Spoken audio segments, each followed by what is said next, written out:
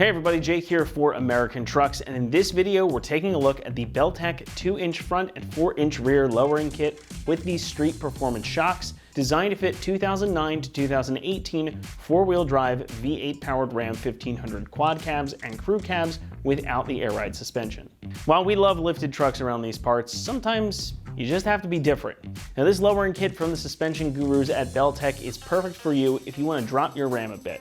You're going to get that lowered muscular stance, but it won't come at the expense of functionality or ride quality. Now, it may not be obvious from the intro to this video, but I'm a big fan of the street truck look personally. There's just something about lowered pickup that gets me excited every time I see one. And if you're shopping for this type of kit, it's likely that you agree. Now, this one that we have here is going to drop the front end of your truck up to 2 inches, and it's going to drop the rear 4 inches. So you get a nice even stance front and rear, and there's no rake with this setup. It gives the truck a really mean muscle car type of stance, and I gotta say, I'm a big fan. Now the drop here is accomplished in a few ways. Up front, we have a set of Beltec's Street Performance shock, and these come with adjustable spring perches. So you can have these run at stock height, which is basically this, or you can take it all the way down to a 2-inch drop. You can just remove these rings right off of the body of the shock.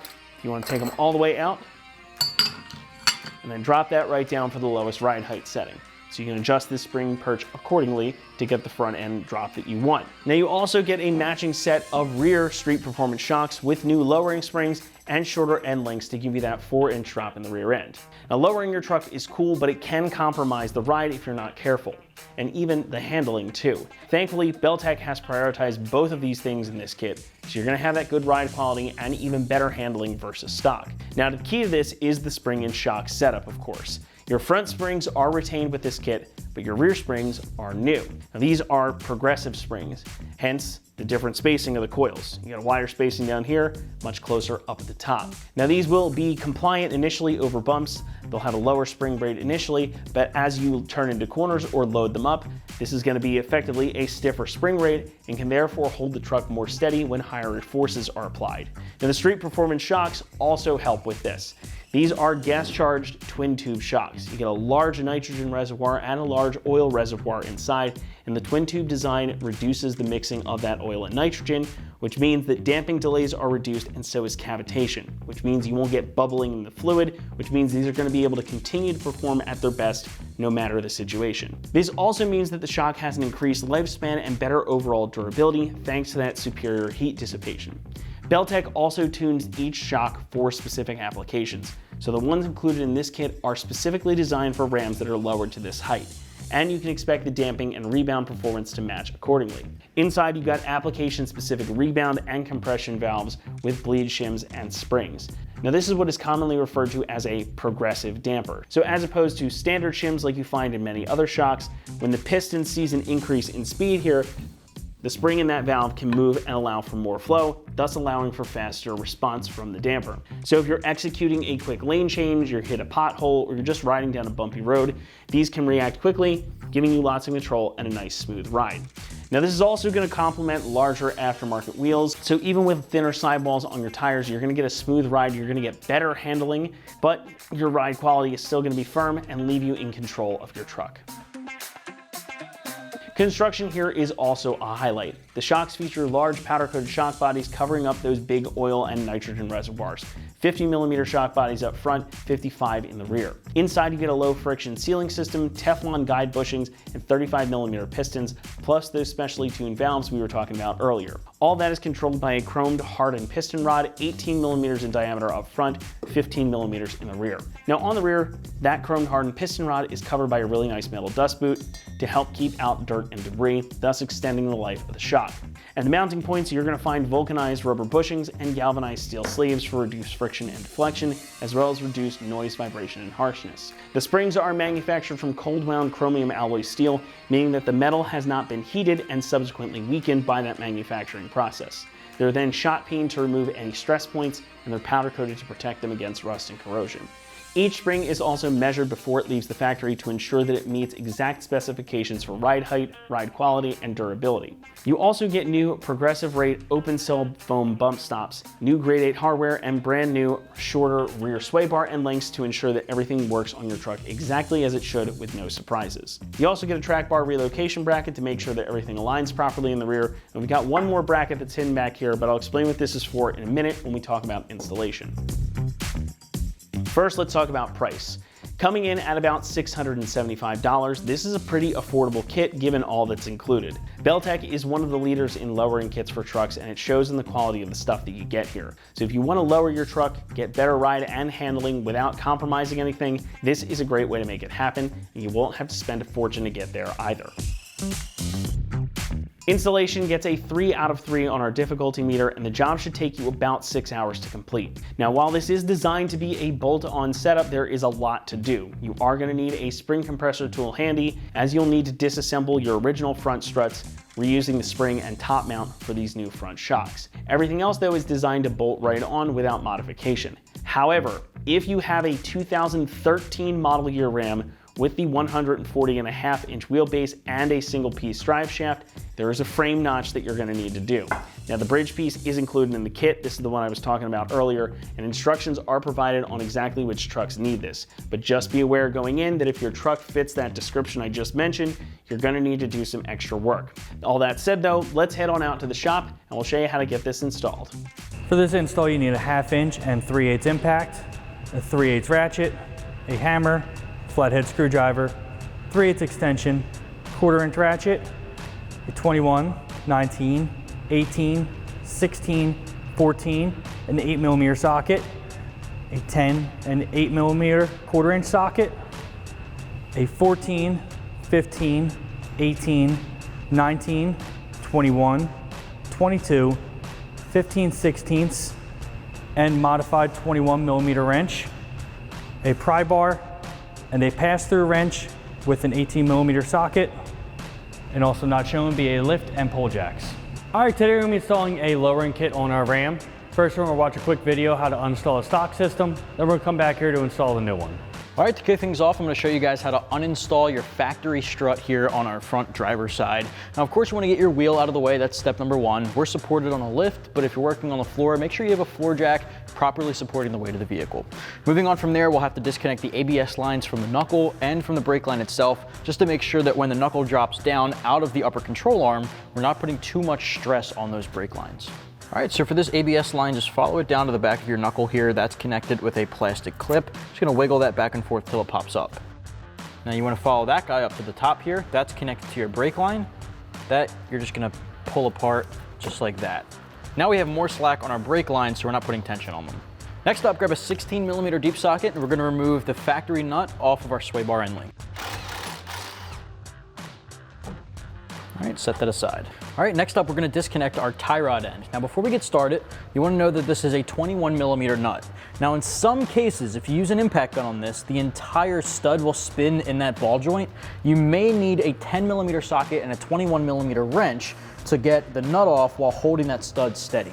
For our first time, I'm gonna use our 21mm deep socket in my air gun to get this guy off. All right, so ours didn't give us any trouble, but that is still worth noting. Now, before I take this guy out, I'm actually gonna leave it in and just put that nut a couple of threads on just to keep the entire hub assembly from rotating while tackling the upper control arm. All right, so next we're gonna do the upper control arm to the knuckle. Now, Ram uses a castle nut here, which has these open gaps all the way around, and through one of the gaps, going through the stud itself, is a metal retaining pin. We're gonna use needle nose pliers to pull that pin straight out. All right, set that aside. Now for this, I'm gonna use an 18mm ratcheting wrench. I highly recommend picking up a set of ratcheting wrenches for this install. There's a lot of different aspects of this that ratcheting wrenches will be a lot easier to use. All right, so once we broke that loose, I can back this off with my hand. Now, big thing to remember is we have to dislodge the ball joint from the knuckle. You can see that this stud didn't break free with that. So I'm gonna leave this nut on a couple of threads. We're gonna grab our hammer and we're gonna swing and tap against here to dislodge that. And then we'll use a pry bar to pull it down and take our nut off. Now for this, you're gonna grab a ball peen hammer and we're gonna tap right up against the side here of the knuckle.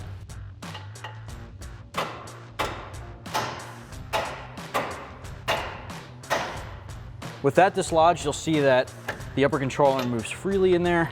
Let's take our nut off. Once you have the castle nut and spacer out, set those aside. All right, so from here we can go back to the tie rod end, take that nut off, lift the tie rod end out. And I like to hang it up over that sway bar end link and then put our nut back on the stud just so we don't lose it. Here we can lift the upper control arm out of the knuckle. And what I like to do is just grab the upper control arm castle nut and thread it right back on again so we don't lose it, just like the tie rod end.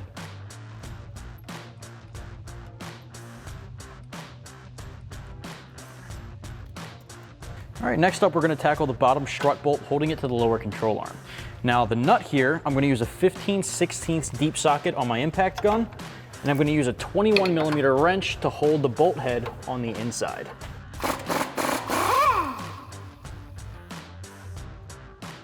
At this point, you can grab a ball peen hammer and just tap the end of that to pop it through. Some cases you may be able to pull it straight out. If not, you can grab a flathead screwdriver and just stick it in there and hammer the back end of that.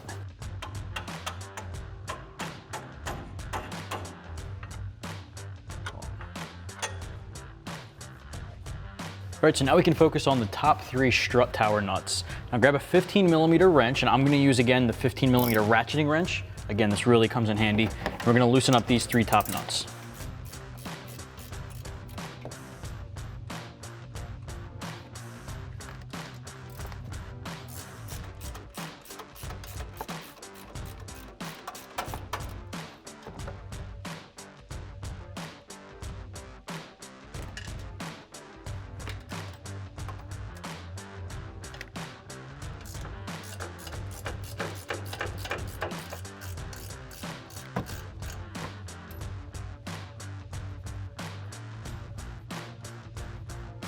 All right, so now our strut is free. I'm gonna use a pry bar here between the lower control arm and the strut body at the bottom to pry this guy out of position.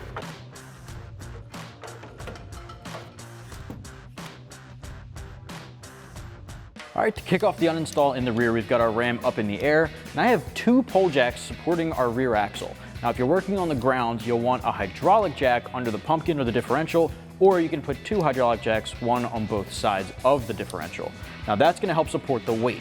As we disconnect some suspension components, that's gonna hold that up, and then we'll slowly lower both sides down to release the tension on the spring in order to insert our leveling kit.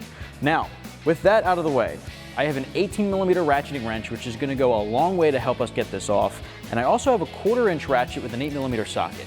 I'm gonna first focus on disconnecting our sway bar end link. Now I'm not gonna disconnect the side connecting it to the frame, I'm gonna disconnect the sway bar from the end link. That's an 8mm nut. Now, the reason I have both of these in my hand is because once I start loosening this up, the entire stud likes to spin. To get around that, I'm gonna put my 18mm ratcheting wrench on our nut here, and I'm gonna put the 8mm socket on the end to hold the stud steady.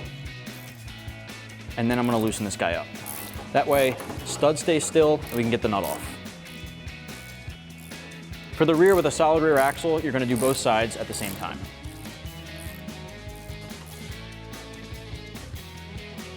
Take it off by hand. Now what I like to do is once that's disconnected, pull the end link out. What I like to do is just put the nut on the end just so we don't lose it. So now we're gonna do this on the other side. All right, and with that other side out of the way, the sway bar is free, you can swing that down. Next up, we're gonna disconnect our panhard bar. Now the panhard bar connects the axle to the frame. So it's connected to the axle on our driver's side and the frame on the passenger. So we only have to do one side. Just gotta get it disconnected from one or the other. So I'm gonna start here. Now this bolt goes all the way through and has a nut on the other side with a tab. So because of that tab, we're not gonna need to hold the nut side. That'll hit the frame and hold itself. So I'm gonna use a 21mm socket to get this guy off. So the nut came off. There we go, and that's free. All right, now on the opposite side of our coil spring is our shock. We need to disconnect the shock from the bottom here where the 21mm bolt goes through. Now I've got a 21mm wrench holding on our nut and my 21 socket on the bolt head side.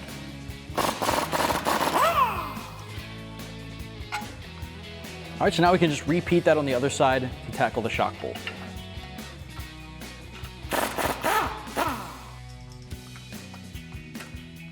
All right, at this point, the only thing keeping this axle up right now are these two pole jacks. Now again, if you're working on the ground, you'll have a hydraulic jack most likely. If that is the case, this is the part where we're gonna start decompressing. So we're gonna slowly lower these pole jacks down one by one to evenly bring this down and decompress our spring. Now again, if you're using that hydraulic jack, don't send it. You wanna make sure you're going very slowly decompressing it. Otherwise, these things can get a little violent shooting out of their spot. So slowly decompress, and then we'll pop the spring off. So I do a couple of turns on one side, because now this is uneven. I'll do the other side and kind of bring it down incrementally. All right, once it starts decompressing, you'll start to hear a little bit of creaking coming from the coils. That's letting you know it's close to fully decompressed, and you just saw it fall out. So this guy's completely loose, and we're good to bring her down. Same thing on the other side. Once you can twist it, there's no more pressure or tension on it.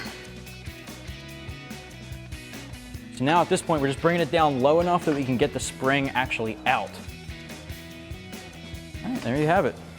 All right, next step here, we're gonna get our spring out of place. And that rubber isolator at the top looks like this. Just wanna make sure that's still here.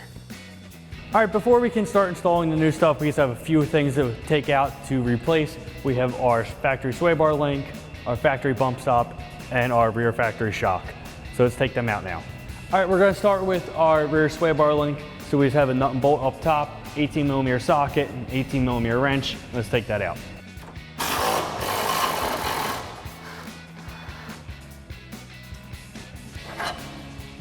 All right, now we're gonna take out our factory bump stop, just wiggle and it will come out. All right, to take our factory shock off, we have to take our reel liner to access the top bolt. So we just have a bunch of 8mm bolts going all the way around and two in the middle. Just grab a ratchet, 8mm socket, and take them off.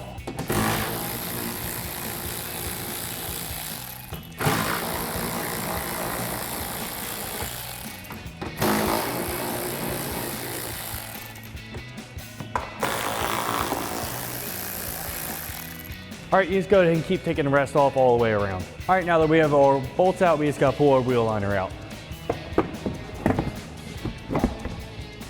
All right, now we just have to remove our factory shock. We have a nut and bolt at the top. They're both 21mm.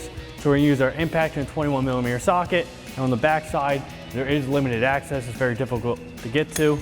So we have a modified 21mm wrench that's bent at a right angle to get on the back side.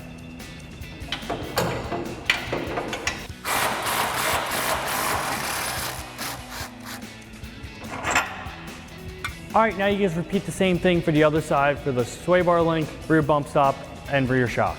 All right, now we can install our new rear shock with our factory hardware. So we're just gonna install our top first.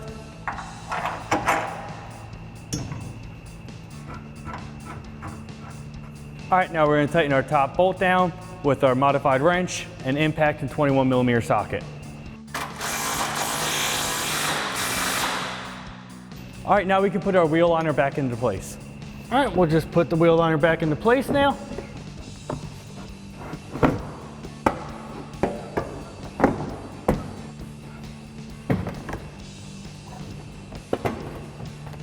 All right, now we just use our ratchet and 8mm socket and reinstall all of our screws.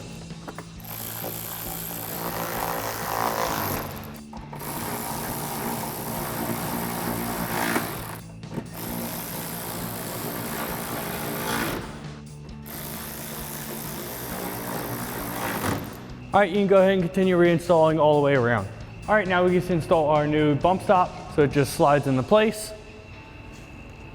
All right, now we're gonna install our new rear sway bar link with our supplied hardware. So we're gonna have our bolt, flat washer, and then our link, and then a washer and our nut on the back side, and then our flat washer and nut on the back side. We're gonna grab our impact with a 19mm socket and a 19mm wrench and tighten that down. All right, now you can go ahead and repeat the same process for the shock, wheel liner, bump stop, and link for the other side. All right, now we can install our Panhard bar relocation kit. So it's going to go here. There's gonna be a bigger bolt with a spacer that'll go through where the factory one went through, and then a smaller one that will go through here on the back side. And then you will see Panhard bar will be relocated underneath. We're gonna unthread our stuff here. All right, so we got our bolt and our flat washer, then our spacer, and then another flat washer and our nut on our backside. Before we tighten that all down, we're gonna put our other bolt in. We're gonna have our bolt and our flat washer. Put that in from underneath. And then our flat washer and our nut. All right, we're gonna tighten our top one down first. It's gonna be a 21mm socket and a 22mm wrench on the back.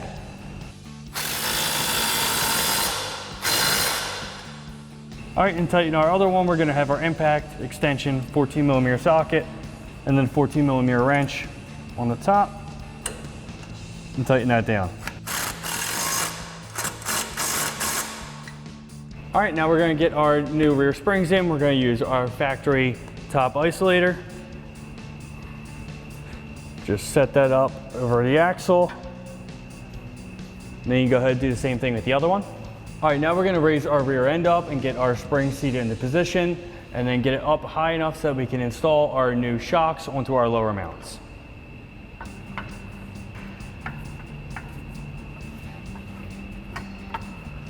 All right, now we're gonna install our new shock with our factory hardware.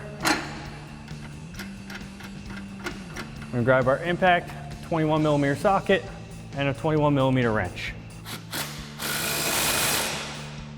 All right, now we can install our lower sway bar link with our supplied hardware. So we have our bolt, our flat washer, and then do a flat washer and a nut on the backside.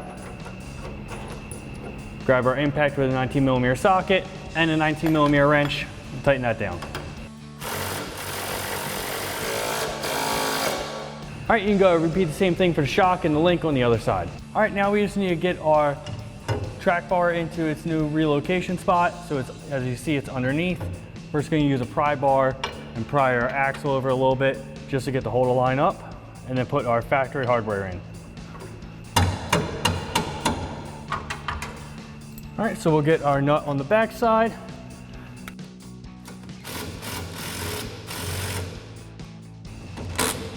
All right, we'll get our nut on the back side and our impact and 21mm socket and tighten it down.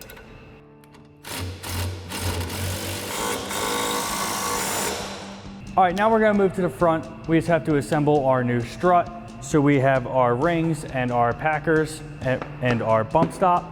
So you just gotta look in the instructions depending on how much drop you want of what the combination of the packers and rings. We're going for the maximum drop. So we're just gonna have one of our metal rings and then we can slide our metal perch over. And then we're not gonna use any of our packers. We're just gonna use the one bump stop that just slides over. Just like that. Now we're gonna go to the spring compressor, take our top strut mount off of our factory strut and swap it over to our new one.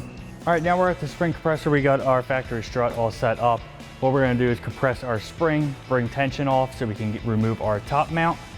When we get that done, we're gonna use a pass-through wrench with an 18mm socket to take off the nut and a 1/4" ratchet with an 8mm socket to hold the stud.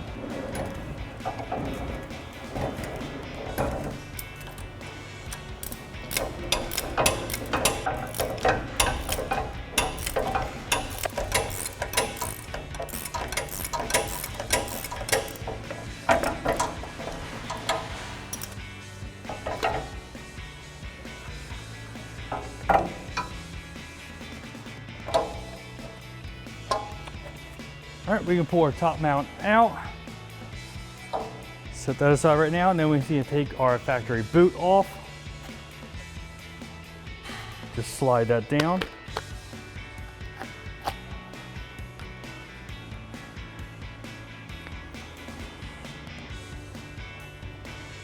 All right, so reinstall that there. Now we can install our new strut.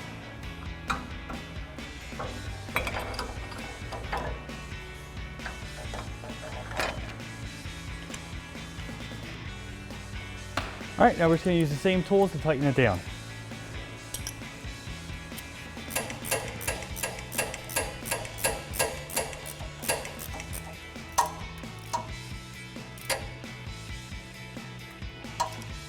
All right, once you have everything tightened down, you can release tension on the spring.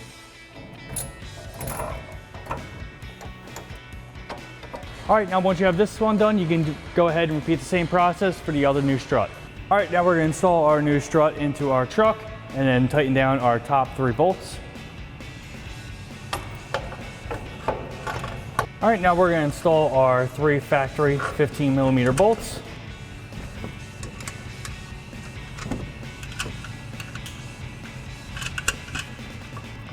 All right, grab our 15mm ratcheting wrench and tighten all 3 of those down.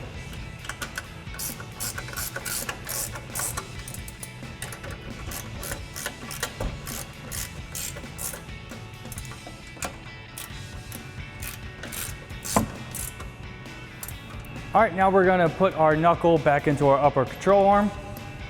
It's gonna lift up, slide it into place, and now we can reinstall and tighten our nut. Now the one you took off was an 18mm Castle nut. We have a 21mm nut on ours because our control arm was replaced. You could have either or. So we're just gonna grab a 21mm ratcheting wrench to tighten this down, and also a 1/4 inch ratchet with a 10mm socket to hold the stud.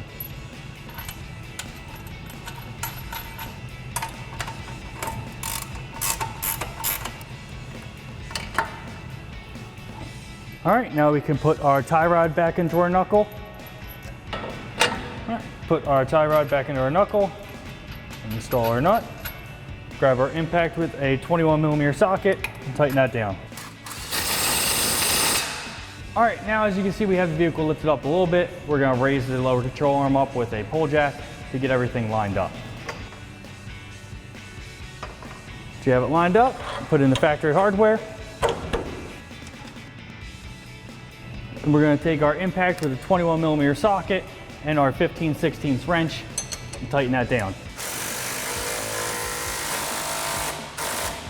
All right, now we just have to put our sway bar link back together. We have our rubber bushing, top plate, and then our nut. Grab our impact and our 16mm socket and tighten that down. All right, now we just need to re-secure our wiring. All right, and then we have our clip on our brake line. And then we're missing our 3rd clip up here. We're just gonna zip tie it. Zip tie it up to the upper control arm just to keep it secure. All right, now you just go ahead and repeat those same steps for the other side. All right, and that wraps up our install of our Beltec lowering kit with Street Performance shocks, 2-inch front and 4-inch rear for our 09 to 2018 4-wheel drive V8 Ram 1500 quad cab, crew cab without air ride. And remember, for everything Ram, keep it right here at AmericanTrucks.com.